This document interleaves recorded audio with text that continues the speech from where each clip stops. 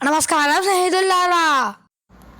మనం ఈరోజు మధ్య భారతదేశంలోని ఒక పురాతన శివమందిరం గురించి తెలుసుకుందాం.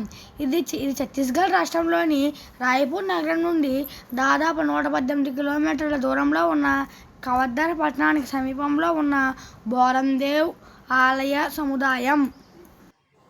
ఈ ఆలయం ప్రసిద్ధి చెందిన ఖజురహు దేవాలయాలు పోలి ఉండే వాస్తుశిల్పం మరియు శృంగార శిల్పాలకు ప్రసిద్ధి చెందింది. అందుకే దీనిని ఖజురహు ఆఫ్ ఛత్తీస్గఢ్ అని పిలుస్తారు. బోరందేవ్ అనే పేరు హిందూ దేవుడైన శివుని పేరును సూచిస్తుందని అర్థం చేసుకోవడం సులభం. బోరందేవ్ ఆలయం కేవలం ఒకే ఆలయం కాదు, శివుడికి అంకితం చేయబడిన ఆలయాల సమూహం.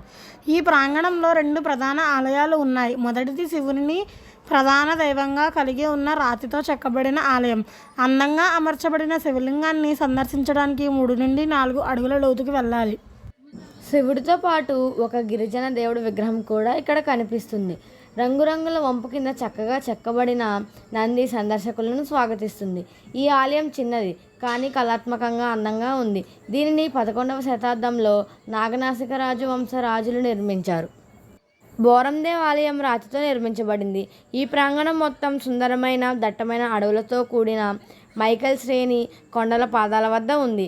ఈ ఆలయం క్రీస్తు శకం 1100 నాటిది మరియు ఖజురహు ఆలయాల సమూహాల కంటే చాలా పురాతనమైనది.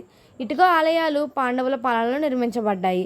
ఆలయం ఉన్న ప్రదేశం చాలా ప్రశాంతంగా మరియు సుందరంగా ఉంటుంది. ఇది కొండలు మరియు అడవుల మధ్య ఉంది. బాహ్య గోడలపై ఉన్న ఇంద్రియ శిల్పాలు నిజంగా ఆశ్చర్యకరంగా ఉన్నాయి. వాస్తవానికి అవి కామసూత్రం సూచిస్తాయి.